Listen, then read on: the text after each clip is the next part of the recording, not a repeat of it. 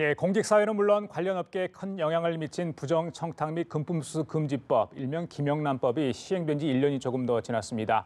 그동안 적용 대상과 3, 5, 10이라는 상한액의 적절성 여부를 두고 말도 많고 탈도 많았던 게 사실입니다. 국민권익위가 시행령 개정에 들어갔고 오는 29일 대국민 보고대회에서 최종 결과를 발표합니다. 어떻게 조정이 될지 또 형평성의 문제는 없을지 관련 얘기 나눠보도록 하겠습니다. 최진영 변호사 나와주셨습니다. 네. 안녕하십니까? 안녕하십니까? 어서 오십시오. 예.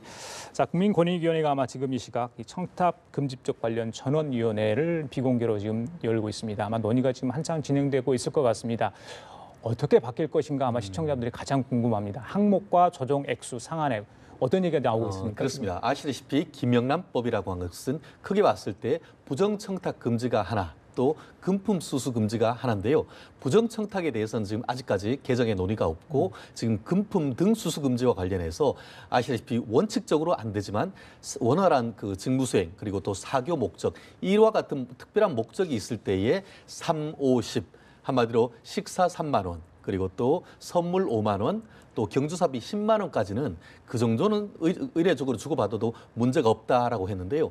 이 부분에 있어 가지고는 처음 시작할 때부터 여러 가지 얘기가 있었고 예. 아시다시피 지금 이낙연 국무총리가 지난 8월 달에 그 청와대에 업무 보고하는 과정에서 이 부분에 있어 가지고는 좋은 점은 살리되 문제가 되는 것은 개선해달라라는 얘기가 나왔고 그 부분에 대해서 내부적인 용역을 거쳐서 특별히 이와 같은 것 문제 중에서 이제 식사에 관한 문제와 그 주고받는 어떤 선물의 문제 이 부분에 대해서 일흥의 어떤 시행령 개정안을 나왔는데요. 예. 첫 번째 지금 그 나왔는 시행령의 개정안은 식사를 3만 원에서 5만 원 그리고 또 선물도 전체적으로 5만 원에서 10만 원까지 올리자 그런 얘기가 있었는데 실무적으로 또 좀 더 합의 그 얘기가 되는 과정에서 식사비는 그대로 3만 원 대신에 지금 해보니까 이 그 농축수산업계 원예업계의 피해가 너무 크다. 그렇기 때문에 다른 거는 한꺼번에 다 고치긴 어렵고 이번에는 이와 같은 선물에 있어서 농축수산물에 대해서는 예외를 둬서 5만 원을 10만 원을 올리자 하는 그런 시행령이 현실화되고 있는 그런 상황인 것 같습니다. 알겠습니다. 농축수산 그러니까 그 농민들의 어떤 그런 절절한 호소가 고충들이 반영이 된 것으로 지금 보여지는데 상황에 만약에 농축수산품 선물비가 상황이 10만 원으로 됐을 때 이거를 그러니까 계속해서 올릴 것인지 상한액을 아예 뭐 어느 정도 규정을 할지 뭐 그 10만 원 얘기가 나오는데 아니면 또 일몰제 어느 일정 시점이 지나면 사라지게 할 것인지 이게 물가가 수시로 변하잖아요. 그렇습니다. 그러면 때에 따라도 올릴 것인지 연동을 시킬 것인지 뭐 그런 논의는 같이 되는 겁니까? 그렇습니다. 그렇기 때문에 이 부분에 어떤 정부의 딜레마가 있는 부분이 아닌가 싶습니다. 아시다시피 지난 정권에서 만들어진 법이고 지난 정권 이번에 정권이 바뀌기 전까지만 해도 국민권익위원회에서 이와 같은 시행령 개정안은 안 된다라는 굉장히 단호한 입장이었습니다만 이번 정부가 바뀌면서 특히 이제 중소기업과 그 농업인들의 그 어려움을 좀 개선해보자 하는 그런 취지에서 좋은 취지에서 만들어지고 있는데 결국 그 법을 만드는 것에 전체적으로 좀 규범력에 후퇴가 있기 때문에 이 부분에 있어서의 어떤 논란이 있을 수 있는 것이 본질이고 더불어서 말씀하시는 것처럼 지금 잠정적으로 우리가 보통 그 세법이나 이런 것에 있어서 그걸 일몰제라고 하는 것이죠. 어느 정도까지는 그 어떤 그런 혜택을 주다가 그 시점이 지나면은 다시 원상태로 회복하는 그런 취지로 해서 이번 이와 같은 그 농축수산물 선물에 10만 원 하는 것도 시한을 두고 그 사이에 어떤 이 법이 그 만든 것처럼 사회가 투명화되면은 금액을 낮추는 식으로 가자 하는 그런 논의가 있고 그 반면에 현실적으로 이와 같은 그 농축수산물이 이 물가가 올라가면 연동해서 가격이 올라갈 수밖에 없는데 그렇다고 하면은 이 농어민을 보호하자는 취지에 따르면은 오히려 앞으로 어떤 물가 상승분에 따라서 연동해서 조금 더 올려야 되지 않느냐 하는 그런 얘기가 있는데 적어도 아직까지 현실적으로는 그럼 본질적인 문제보다는 적어도 현재 시점에 있어서의 어떤 그런 이 법으로 인해서 피해받는 쪽을 보호하자는 그런 논의가 있기 때문에 적어도 잠정적으로는 어쨌든 간에 그 시한과 상관없이 이 5만 원을 10만 원 올릴 그럴 가능성이 있지 않을까 싶습니다. 그런 논의도 진행될 것 같은데 그러다 보니까 아예 차라리 훨씬 더 높게 이번에 책정해 달라 이런 요구도 좀 있는 것 같아요. 그렇습니다. 결국 업계 이익에 따라서 요청하는 그 얘기가 상당히 출렁출렁하고 또 형평성 논란도 없지는 않은 상황인 것 같습니다. 형평성 관련해서 지금 식사비 부분은 일단 3만 원으로 그대로 유지될 가능성이 높은데 이 생계형 자영업자 또 외식업 관련업계에 종사하신 분들도 반발할 수밖에 없어요. 우리도 굉장히 어려웠다. 그렇습니다. 근데 우리도 실질적으로 얘기도 좀 들어줘야 되는 거 아닌가? 그렇습니다. 예. 그렇기 때문에 그 지난 9월 달이었죠. 중소기업 그 중앙회 같은 경우에 그 내부적으로 있는 그 중소기업을 확인해 봤더니만 예, 예. 이 그 6년이죠. 9월 달부터 해서 작년 시행 1월 그 했는 1년 동안을 해 봤더니만 많은 그 중소기업의 매출이 상당 부분 떨어졌고 특히 지금 그 요식업계 같은 경우에는 대기업이 없이 대부분 다 그 영세업체 아닙니까?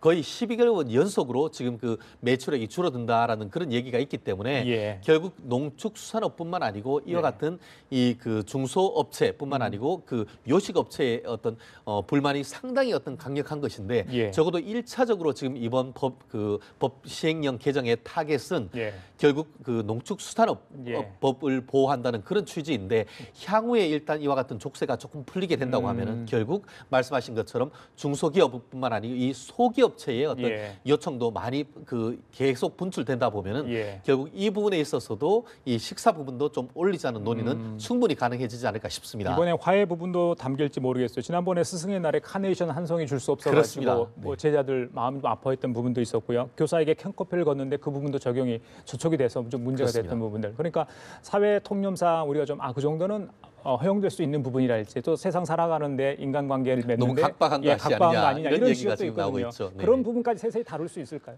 그렇습니다. 이번 같은 경우에는 그 지금 그 국민권익위원회 주무부 같은 경우에도 결국 그 이번 그 청와대 의지가 있기 때문에 이와 같이 그 법 시행으로 해서 피해를 보는 입장에 있어서는 조금 후퇴를 해서 어떤 그 보완책을 하고 있습니다만 말씀하신 것처럼 직접적 직무 관련성이 있는 범위 같은 경우에는 결국 캔커피 하나조차도 이와 같은 그 돈을 주고받거나 물품을 주고받는 것이 안 된다 하는 그 입장에 대해서는 전혀 입장의 변화가 없는 것 같습니다. 다만 이 직접적 직무 관련성과 관련해 가지고는 이 법에 없는 용어다 보니까 예전에 어떤 그 직접적 직무 관련성을 공식적으로 쓰는 것은 하지 않는다. 왜냐하면 법률에 없는 걸로 해서 규제한다라는 비난이 있었기 때문에. 다만 그럼에도 불구하고 말씀드렸듯이 아무리 사교적이고 의례적인 목적이 있다 하더라도 직접적 직무 관련성이 있는 사이에 있는 사람들끼리 같은 경우에는 말씀드렸듯이 이번에 5만 원에서 10만 원으로 농수산물에 대한 그 선물이 가능하다 하더라도 이번에 어떤 그런 부분에 있어서는 전혀 적용이 되지 않기 때문에 결국 직접적 직무 관련성이 없는 범위 내에서의 어떤 그런 사교적 의례 범위 같은 경우에는 서로 그 물건을 주고 특히 농축수산물은 많이 주고받아라 이렇게 얘기를 한다고 해석하면은 좀 편할 것 같습니다. 이 법이 작년 9월 28일부터 시행이 되지 않았습니까? 그 전에 이제 많은 논의가 좀 있었는데 일단 1년 좀 더 지났습니다. 그런데 이제 지금 시행령 개정안 얘기가 나오다 보니까 너무 이른 거 아닌가? 지금 어느 정도 이제 부정부패 척결이랄지 긍정적인 면이 작용하고 있는데 막 시작을 했는데 벌써 이런 얘기가 나온다. 물론 그 전에도 이런 농수축산 그 농민들의 그런 애로사항은 있었는데 그때 차라리 반영을 하지 왜 이제서 또 1년 지난 시점에 또 개정을 하는가 이런 얘기가 나오거든요. 그렇습니다. 맞습니다. 딱 그 결국 작년에 이제 시행될 때부터 그와 같은 농축수산업 특히 화훼업 같은 경우에는 볼멘 소리가 많았었죠. 그러다 보니까 그럼에도 불구하고 어쨌든 시행을 한번 해보자라고 나왔는데 그 1년 동안 시행해본 결과에 대해서는 특히 이번 그 국무총리실 같은 경우에도 행정학회에 이 부분에 대해서 이 김영란법이 시행이 우리나라에 미친 사회경제적 영향에 대한 평가를 해달라라고 했었다고 합니다. 그렇게 했는 결과 전체적으로 말씀드렸듯이 이 국가의 어떤 그런 용역뿐만 아니고 최근에 지난 1년 그 시행을 했는데 전체적으로 그 어떤 그 여론조사를 보면 거의 90% 한마디로 국민 10명 중에 9명 정도는 그 법이 시행된 것이 잘 되고 있다라고 얘기할 정도로 그 찬성 지지율이 높습니다.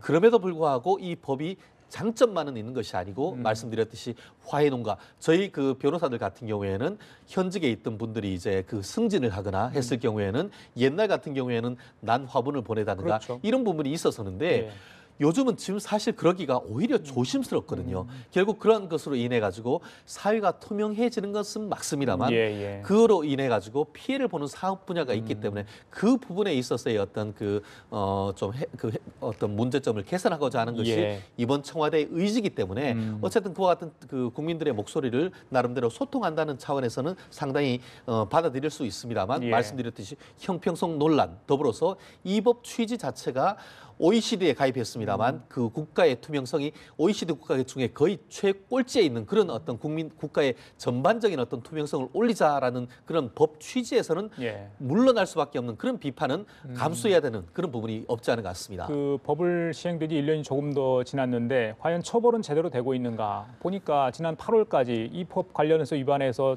구속된 사람은 단 한 명뿐이더라고요. 그렇습니다. 사실 주변에서 이거 뭐 신고한다고 그래서 아우 이거 조심해야 되겠다 이런 얘기가 처음에는 있었지만 지금은 조금 이런 것들이 의식 속에 좀 퇴색되지 않았나 싶은데 이런 뭔가 법의 효율, 실효성 이 그렇습니다. 부분은 조금 퀘스천 마크입니다. 그렇습니다. 주위에서 뭐 요즘 김영란법 영란 메뉴 본 적 있냐 이런 얘기를 많이 듣는데요. 실제로 지금 국민권익위원회에 1년 동안 접수된 신고 건수가 약 4천 건을 조금 넘습니다.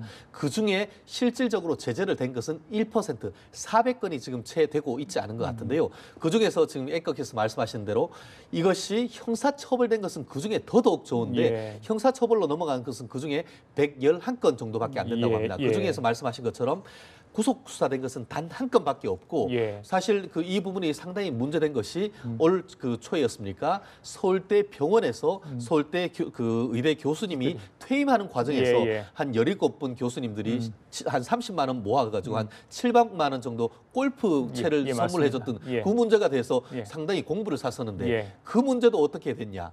결국 그 검찰에서 내부 심의를 거쳐서 기소유예가 돼버렸습니다. 맞습니다. 관행이다 이렇게 관행이다. 돼버렸는데요. 예, 예. 그만큼 아직까지 우리나라의 어떤 이 부분이 그 강하게 처벌되기보다는 현실적인 관행에 대해서 상당히 묵인해주는 그런 부분이 있는데 예. 그 시간이 일정 부분 지나면은 예. 앞으로 이 부분에 대한 처벌도 상당히 강화해야 되는 부분이 아닌가 하는 생각도 저희 법조인으로서 꼭 할 수밖에 없는 상황인 것 같습니다. 그 법을 도입한 핵심 취지가 자기 규범의 내면화라고 그렇습니다. 김영남 전 대법관이 이야기를 했습니다. 무슨 의미인지는 아마 시청자분들이 잘 아실 겁니다.